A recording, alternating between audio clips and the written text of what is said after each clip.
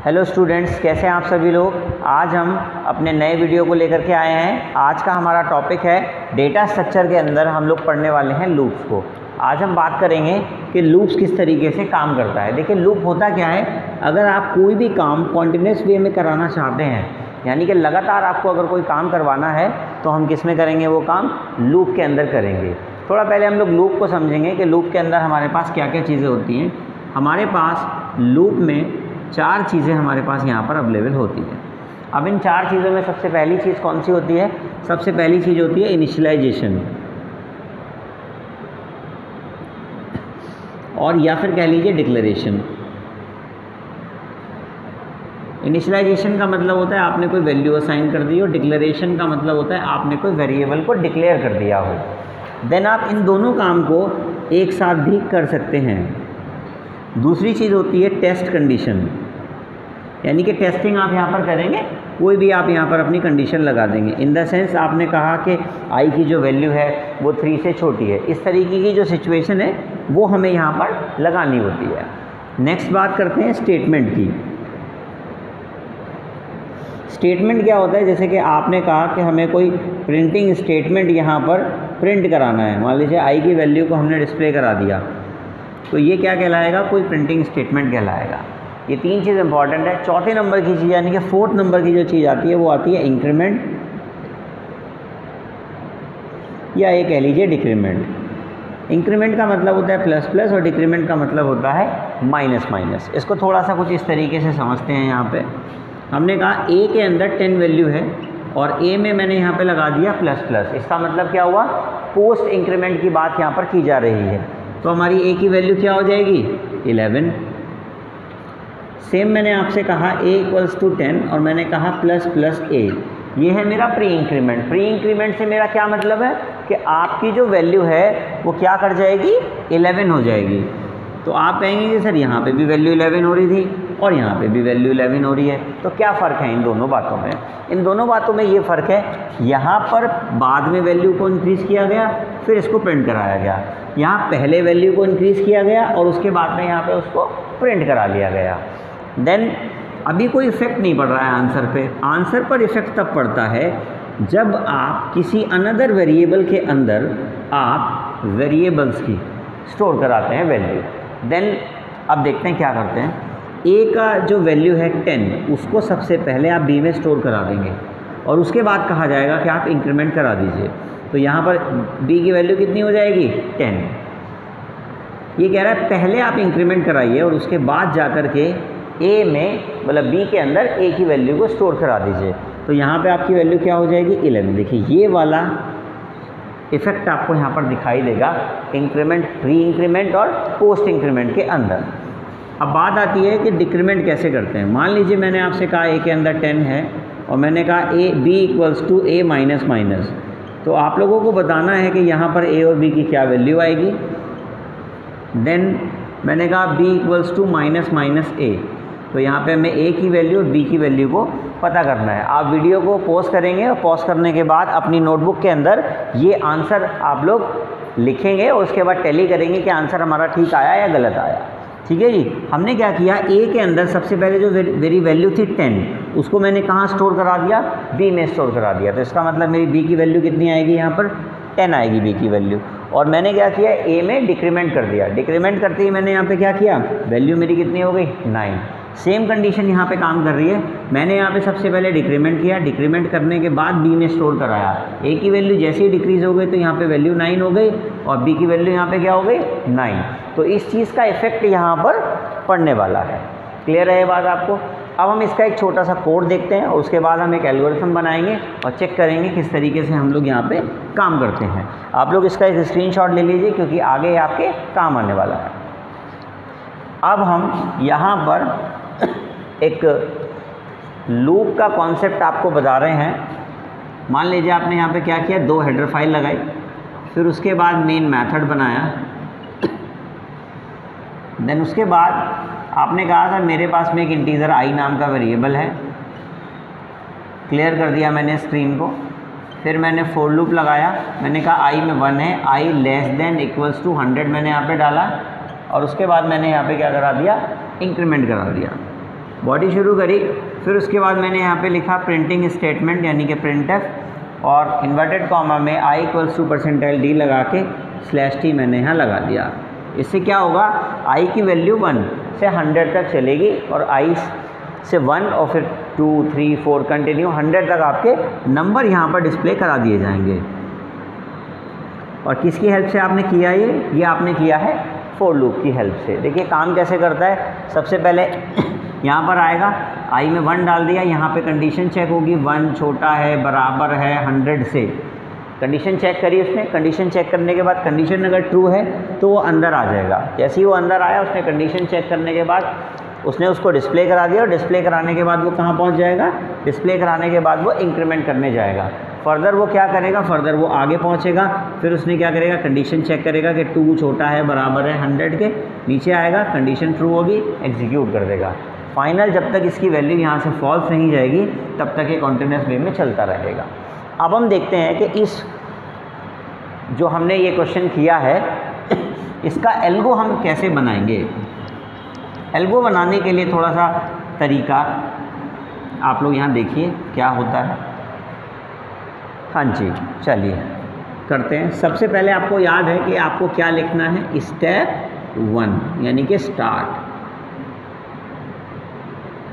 उसके बाद आपको बताया गया था कि आपको यहाँ पे क्या करना है, वेरिएबल को वैल्यू को इनिशियलाइज और वेरिएबल को डिक्लेयर करना होता है। स्टेप 2 आप यहाँ बता देंगे कि आप क्या कर रहे हैं, इनिशियलाइज कर रहे हैं या फिर आप डिक्लेयर कर रहे हैं वैल्यू को।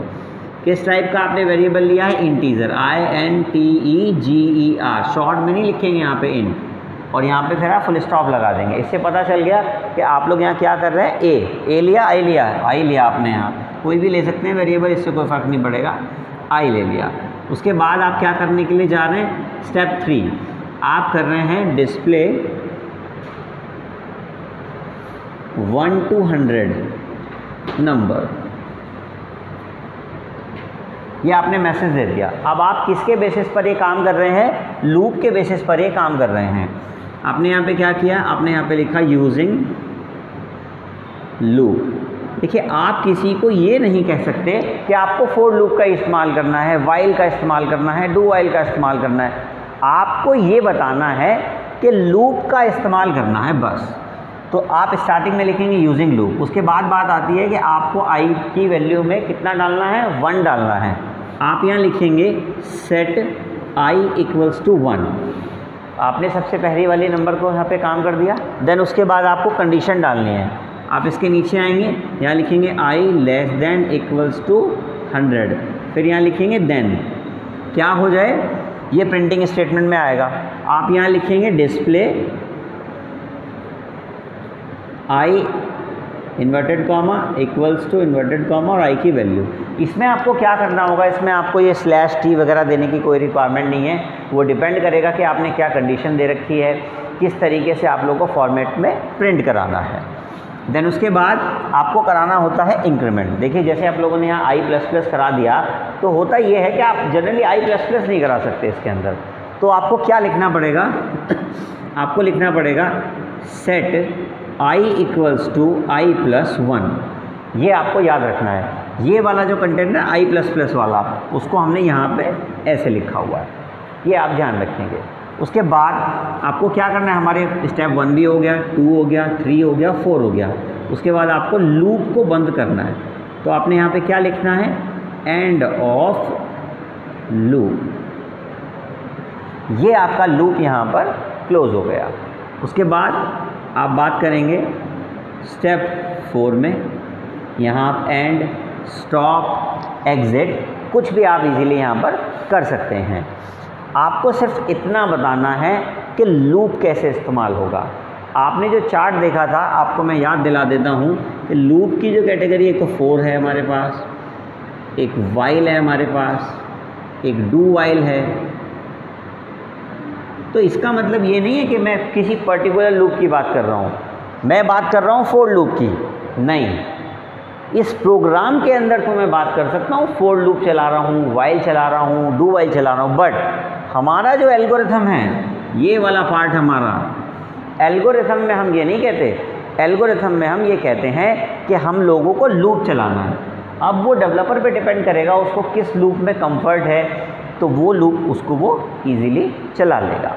इस बात का आपको ध्यान रखना है, जब भी आप लूप चलाएंगे तो आपको स्टेप 1 वैल्यू सेट करानी है, आपको उसके बाद क्या कराना है, कंडीशन डालनी है, देन रिज़ल्ट आपको यहाँ पर देना है। जब भी आपको क्या करना है, सेट i = i+1। अगर आपको डिक्रीमेंट करना होता तो आप क्या लिखते हैं यहाँ पे, सेट i = i-1। आपको i++ नाम का कॉन्सेप्ट या i-, नाम का कॉन्सेप्ट इसके अंदर नहीं चलेगा। उसके लिए आपको क्या करना है, आप ये कह रहे हैं कि i की वैल्यू में क्या सेट कर दिया, i की वैल्यू में i+1, और i की वैल्यू कितनी थी 1, और 1 में 1 जोड़ दिया तो 2 हो गया। इस तरीके से ये कॉन्सेप्ट यहाँ पर काम करेगा। क्लियर है आपको इतनी बात? अब आप लोगों को क्या करना है, आप लोगों को एक छोटा सा काम करना है। आप लोगों को ये एल्गो बना के देखनी है, 1 to 100 तक आपको काउंटिंग लिखनी है। एक एल्गो का क्वेश्चन मैं आपको बनाने के लिए दे रहा हूँ। एल्गो आपको क्या करना है कि आपको एक क्वेश्चन करना है। क्वेश्चन कैसा, आपको टेबल लिखनी है। टेबल इन द सेंस अगर मैं बात करूँ तो एक टेबल का छोटा सा कोड मैं यहाँ पर बना रहा हूँ, और आपको क्या करना होगा, उसके बिहाफ पर एक एल्गो जनरेट करनी होगी। मैंने कहा R, T और I नाम के 3 वेरिएबल मैंने यहाँ पे लिए। आउटपुट स्क्रीन को मैंने यहाँ पे क्लियर कर दिया, प्रिंटफ किया, और यहाँ एक कॉमन सा मैसेज डाल दिया कि भैया enter the table number. Scanf किया, और मेरा जो टेबल है वो कहाँ आ रहा है, वो T के अंदर आ रहा है। फिर मैंने यहाँ पे एक लूप लगाया, i = मैंने 1 लिया, और लेने के बाद मैंने उसको कंडीशन में 10 तक चला दिया। देन मैंने इंक्रीमेंट कराया, ठीक है, मैंने इंक्रीमेंट कराया, और इंक्रीमेंट कराने के बाद आपने लिखा R = T × I। मैंने आपसे कहा प्रिंटफ, और आपने यहाँ पर R की वैल्यू को डिस्प्ले करा दिया हो। क्या करा दिया हो, R की वैल्यू को डिस्प्ले करा दिया हो। तो आपका जो टेबल है वो कॉन्टिन्यूस वे में जिस नंबर को आप डालेंगे उसका टेबल वहाँ पर डिस्प्ले करा देगा ये। क्लियर है इतनी सी बात? आपको क्या करना है, इसकी एल्गो बनानी है। एल्गो बनाने के लिए आपको क्या करना होगा, एल्गो बनाने के लिए सबसे पहले आपको बताना होगा कि यहाँ पर वेरिएबल लिखने हैं। कौन से वेरिएबल आपको लिखने हैं? आपको लिखना है R, आपको लिखना है T, आपको लिखना है I। R, T और I 3 वेरिएबल ले लिए। आपने कहा सर यूज़र से वैल्यू लेनी है, तो आप क्या करेंगे, यहाँ पे पहले यूज़र से वैल्यू ले लेंगे। इस तरीके से आप लोग यहाँ काम करेंगे। कैसे, चलिए देखते हैं। आपने क्या करना है, आपको टेबल बनानी है, ठीक है,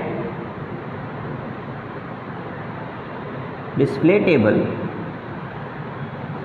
आपने कहा हमें टेबल बनानी है। टेबल बनाने के लिए सबसे पहले आपको ये वाला कंटेंट चाहिए। आप यहाँ लिखेंगे डिस्प्ले, इन्वर्टेड कॉमा में लिखेंगे एंटर टेबल नंबर। आपने कहा टेबल नंबर किस में आएगा, T नाम के वेरिएबल में आएगा। कौन देगा, यूज़र देगा। Give the value. देन उसके बाद क्या होगा, उसके बाद आपको यहाँ पर लूप लगाना पड़ेगा। लूप लगाने के लिए आपको यहाँ पे पहले लिखना पड़ता है यूजिंग लूप। उसके बाद आपको देना पड़ेगा सेट i = 1। क्यों, क्योंकि हमने यहाँ 1 से चलाया, और कहाँ तक लेके जाएंगे, 10 तक लेके जाएंगे। कंडीशन लगाएंगे यहाँ पे i छोटा है बराबर है 10 के, देन क्या हो जाए, उसके बाद ये वाली जो कंडीशन हमने यहाँ लगा रखी है कि R = T × I, यानी ये मल्टीप्लाई हो जाएगा उसके बाद। और देन उसके बाद आपको रिज़ल्ट भी डिस्प्ले कराना है, यानी कि टेबल डिस्प्ले करानी है। तो आप यहाँ लिखेंगे प्रिंट, डिस्प्ले भी लिख सकते हैं, प्रिंट भी लिख सकते हैं, और क्या, R की वैल्यू को डिस्प्ले करा देंगे। देन उसके बाद आप यहाँ लिखेंगे एंड ऑफ लूप, और स्टेप 4 में आप यहाँ पर एंड कर देंगे। आज हम लोगों ने इस वीडियो में क्या सीखा कि हम लोग ये कर रहे हैं कि फॉर लूप, यानी कि लूप को, फॉर हो, वाइल हो, डू वाइल हो, किसी भी लूप को आप अपने एल्गोरिथम के अंदर किस फॉर्मेट में प्रॉपर तरीके से लिखेंगे। ठीक है, आज के लिए इस वीडियो में इतना ही। आगे फर्दर हम नेक्स्ट टॉपिक में कंटिन्यू करेंगे। Thank you.